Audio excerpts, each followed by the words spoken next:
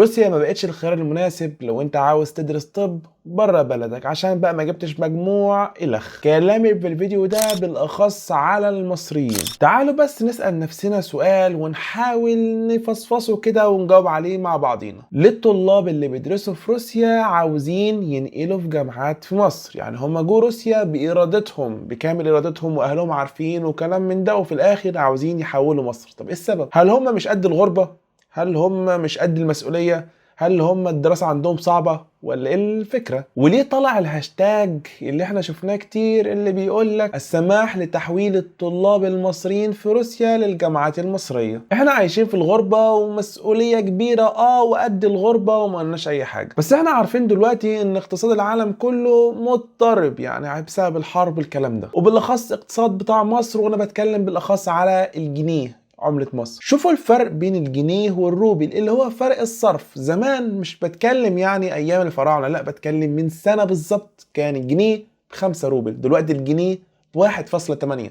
شايفين الفرق الشاسع؟ وخدوا كمان في اعتباركم ان في منتجات اسعارها غلت شوية، بس مفيش حاجة اسعارها نزلت. يعني زمان مثلا كنت محتاج عشان اعيش 10,000 روبل، زمان كان الجنيه ب5 روبل، يعني 10,000 روبل ب2000 جنيه. ده كان زمان من سنة مثلا. دلوقتي ال 10,000 روبل بحوالي 6000 جنيه، كانت ب 2000 جنيه بقت ب 6000 جنيه. واخدين الفكرة؟ يعني ال 10,000 روبل كانت ب 2000 جنيه عشان الجنيه كان ب5 روبل، دلوقتي ال 10,000 روبل ب 6000 جنيه عشان الجنيه ب 1.8.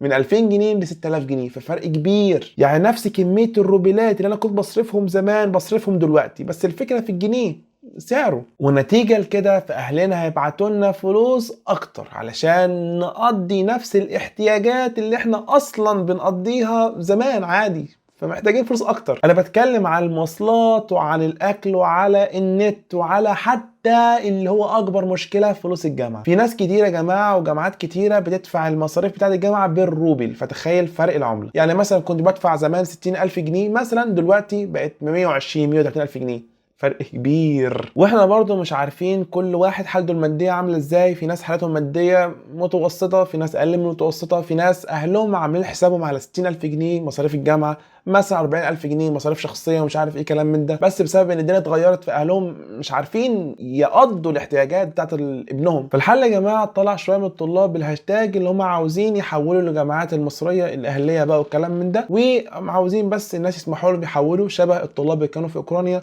عرفوا يحولوا الجامعات المصريه عادي. اتمنى خلاص الفيديو ده يا جماعه نوصل الرساله ديت، الهاشتاج تكتبوه في كل حته، ونوصل الرساله لاكبر كم ممكن من الناس علشان توصل الرساله بتاعه كل الطلاب. في ناس اهلهم قدراتهم الماديه يبعتوا لهم فلوس حتى في الاوضاع الحاليه، ممكن 8 9 10,000 جنيه في الشهر عادي. في ناس اهلهم مش عندهم القدره الماديه علشان يدفعوا لهم فلوس ديت، فاهلهم مش عندهم سبيل او خيار انهم يرجعوهم مصر ومثلا ما يكملوش دراستهم او يعيدوا مثلا من الاول بعد مثلا كانوا في رابعه طب ثالثه طب، فهم عاوزين بس ينقلوا في الجامعات الاهليه او جامعات في مصر، يعني هم في ثالثه طب يروحوا ثالثه طب عادي. عاوزين بس الفكره دي. وبس يا جماعه ده كان الفيديو. اتمنى بس شير وهاشتاج، شيروه في كل حته الهاشتاج ده، ولايك وشير بقى والدنيا ديت، وان شاء الله خير يعني. وبس، وتابعوا بقى الفيديو الجايه. سلام.